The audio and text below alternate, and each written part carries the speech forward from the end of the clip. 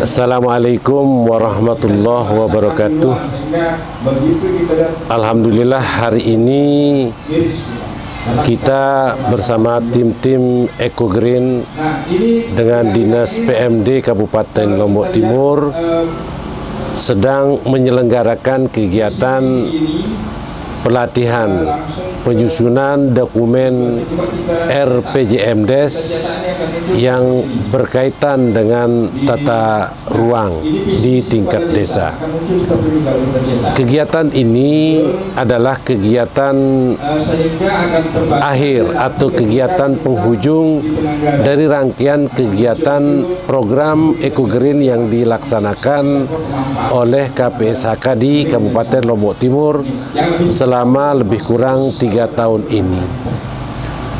Kegiatan Eco Green ataupun yang dilaksanakan oleh KPSHK ini adalah suatu kegiatan peningkatan kapasitas masyarakat desa yang menyangkut tentang bagaimana membangun secara atau perspektif lingkungan. Nah, saya sangat bersyukur bahwa kegiatan KPSHK atau kegiatan Eco Green ini menyentuh segala atau berbagai macam aspek, mulai dari aspek SDM-nya, aspek kebijakannya, bahkan sampai kepada aspek mental berupa komitmen dan semangat dari masyarakatnya. Berawal dari pengenalan program ini dulu, melibatkan pemerintah Kabupaten Lombok Timur dengan pemerintah desa di lokasi kegiatan di 3 kecamatan. Kegiatan ini sangat disambut secara sangat antusias. Bahkan di awal kegiatan ini dibuka langsung oleh Bapak Sekda Lombok Timur. Ini menunjukkan bahwa kegiatan yang dilaksanakan oleh Eco Green adalah kegiatan-kegiatan yang benar-benar serius, kegiatan yang benar-benar besar, yang sangat penting artinya bagi pembangunan di Lombok Timur. Kegiatan sosialisasi itu berlangsung kurang lebih selama 3 hari dan dilanjutkan dengan kegiatan pelatihan teknis lainnya. Pada awalnya kegiatan ini dulu masyarakat desa lokasi kegiatan itu dilatih kapasitasnya adalah dalam rangka mereka mampu melaksanakan pemetaan di wilayah desa masing-masing.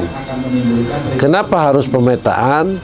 Karena dengan mengetahui peta, mengetahui kondisi real desa masing-masing atau wilayah masing-masing, maka mereka diharapkan bisa menemukan masalah apa, kemudian melakukan apa, dan nanti tujuannya juga seperti apa. Itulah yang menjadi bahan mereka di dalam melaksanakan kegiatan-kegiatan ataupun perencanaan pembangunan. Dan pada awalnya juga yang saya sangat bersyukur bahwa kegiatan Eco Green ini sudah menjalin komunikasi juga dengan pihak-pihak lain. Di samping dengan pemerintah Kabupaten Lombok Timur, dulu seingat saya kegiatan ini juga berkoordinasi dengan stakeholder lainnya, misalnya pihak TNGR, kemudian pihak KPH selaku pemangku kepentingan pembangunan di sekitar wilayah lokasi program. Kemudian selanjutnya setelah mereka mampu melakukan pemetaan, kader-kader desa ini juga didorong untuk aktif untuk menyuarakan bahwa inilah kondisi daripada wilayah masing-masing sehingga menjadi bahan bagi penyusunan perencanaan pembangunan di desa. Nah, kemampuan pemetaan itu pada umumnya dilakukan atau diberikan kepada generasi muda atau para pemuda kita, juga kepada perempuan yang selama ini di dalam penyusunan program seringkali tidak dilibatkan atau dimarginalkan. Nah, berkat kegiatan program EcoGreen dan KPSHK ini, mereka yang tadinya tidak dilibatkan, mereka yang tadinya dimarginalkan, sekarang ikut aktif memberikan masukan, ikut aktif memberikan kegiatan-kegiatan di dalam perencanaan tersebut, sehingga perencanaan desa di dalam pembangunan itu sudah menyangkut semua lapisan masyarakat. Jadi tidak ada lagi orang-orang tertentu, pihak-pihak tertentu yang mendominasi, tapi sudah merupakan bagian dari perencanaan masyarakat secara umumnya. Nah, di dalam perjalanannya, setelah mereka mampu memasukkan ide-ide pembangunan berdasarkan fakta-fakta kondisi di dalam pemetaannya, kemudian mereka juga mendorong supaya fakta-fakta lapangan tersebut, masalah-masalah tersebut bisa dialokasikan anggarannya, dialokasikan pembiayaannya untuk menyelesaikan permasalahan-permasalahan tersebut. Nah, kenyataannya tidak semua desa bisa berjalan seperti itu. Maka oleh sebab itu pihak KPSHK bersama EcoGreen ini tentunya melaksanakan advokasi yang dilaksanakan itu mulai dari tingkat pemerintah dusun, desa, bahkan di tingkat kabupaten, sehingga apa yang menjadi ide-ide, apa yang menjadi usulan-usulan kebutuhan berkaitan dengan kondisi lapangan itu bisa masuk di dalam perencanaan pembangunan desa tersebut. Di samping itu juga untuk menguatkan masyarakat desa, terutama pemuda dan perempuan ini, mereka tidak hanya diberikan peningkatan kapasitas kaitan dengan pemetaan atau mengetahui kondisi lapangan, tetapi mereka juga ditingkatkan kapasitasnya untuk bagaimana berbudidaya pertanian dengan perspektif EcoGreen, tentunya ekonomi hijau.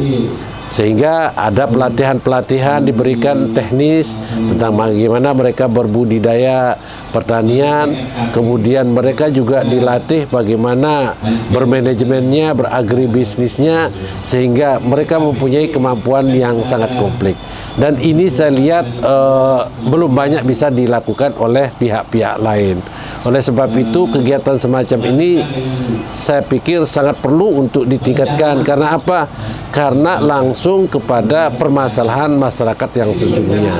Jadi kegiatan ini tidak hanya berdasarkan program atau keinginan yang berangkat dari atas, tetapi juga akan berangkat dari kebutuhan-kebutuhan masyarakat yang sesungguhnya berdasarkan pemetaan yang mereka lakukan sendiri.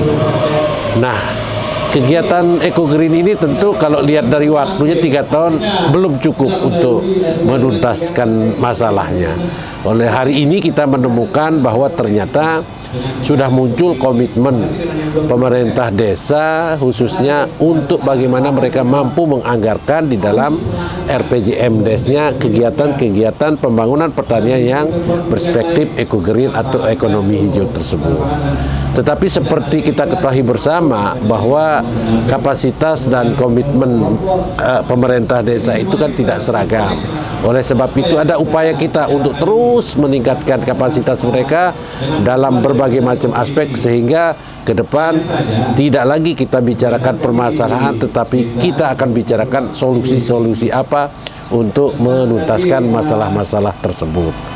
Nah, 3 tahun ini kita bisa menemukan perbedaan-perbedaan atau perubahan-perubahan yang terjadi khususnya di wilayah program. Kita menemukan fakta bahwa tadinya generasi muda bahkan perempuan sangat acuh terhadap pembangunan pertanian, apalagi pembangunan perspektif EcoGreen tersebut.